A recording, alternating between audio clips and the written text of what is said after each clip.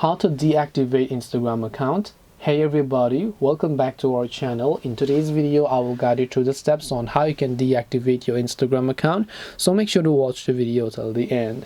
To deactivate our Instagram account, all you have to do is open the Instagram app, come to the profile page, tap the three lines option, go to account center, and once you go to account center, simply scroll down here and go to the option known as personal details. Once you come to personal details, go to account ownership and control.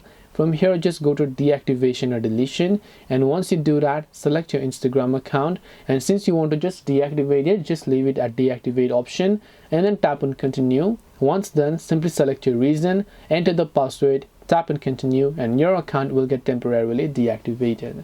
This way you can deactivate Instagram account. Hope this video was helpful. If you have got any more questions, queries or doubts, feel free to also leave them down in the comments below. Thank you for watching till the end of this tutorial, and see you soon in the next video.